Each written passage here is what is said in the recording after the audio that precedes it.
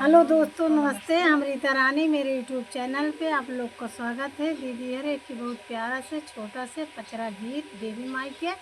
लेके आप लोग के सामने दोनों सहेली सुनावे चलत है। जिसे लगी आप लोग कमेंट में जरूर बताइए। बोलो शेरे वाली मैया की जय, बोलो शारदा मैया की जय, बोलो डुहारी मैया की जय। 9 दिन का नवरातम भूखल रहब मोर बाला मुआ, 9 दिन का नवरातम भूखल रहब मोर बाला मुआ,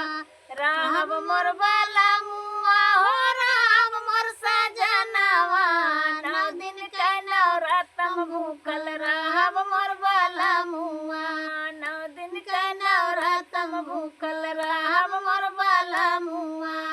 आई आई आंगना मोरे माई महारानिया, आई आई आंगना मोरे माला महारानिया, शीतला महारानिया, दुर्गा महारानिया, चौका पुरौबै तोरे साथ मोर बाला मुआ, चौका पुरौबै तोरे साथ मोर बाला मुआ,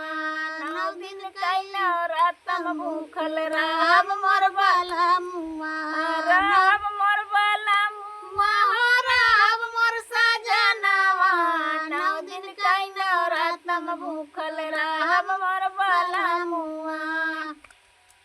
फूलवा बेला चमेली का फूलवा लियाई बाई, बेला चमेली का फूलवा लियाई बाई, गजरा चढ़ाई तोरे साथ मोर बाला मुआ, गजरा चढ़ाई तोरे साथ मोर बाला मुआ, गजला चढ़ाई तोरे साथ मोर बाला मुआ, गजा चढ़ाई तोरे साथ मोर बाला मुआ, 9 दिन के नवरातम भूखी रहब मोर बाला मुआ, 9 दिन का नवरातम भूखल रहब मोर बाला मुआ, रहब मोर बाला मुआ हो रहब मोर सजनवा, 9 दिन का नवरातम भूखल रहब मोर बाला मुआ। गंगा जमुना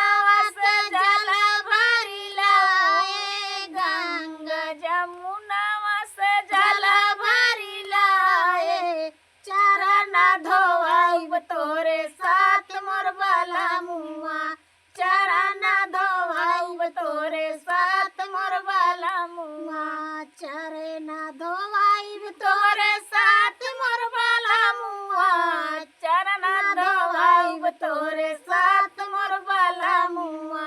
9 दिन का नवरातम भूखल रहब मोर सजनवा, रहब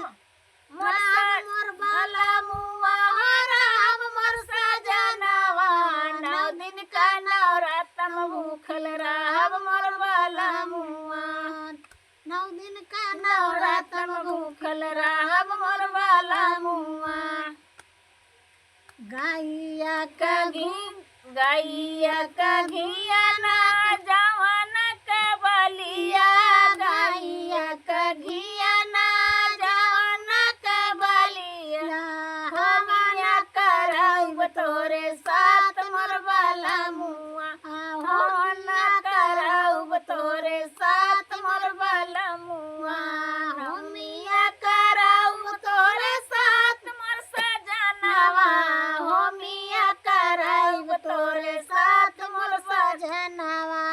9 दिन कै नवरातम भूखल रहब मोर बाला मुआ, 9 दिन कै नवरातम भूखल रहब मोर बाला मुआ। कथा रामायण कीर्तन कहाउबे, कथा रामायण कीर्तन कहाउ, पचरा गवाऊ तोरे साथ मोर बाला मुआ, पचरा गवाऊ तोरे साथ मोर बाला मुआ, पचरा गवाऊ तोरे साथ मोर बाला मुआ, पचरा गवाऊ तोरे साथ मोर बाला मुआ, 9 दिन का नवरातम भूखल रहब मोर बाला मुआ। भूखल राम मोर बाला मुआ,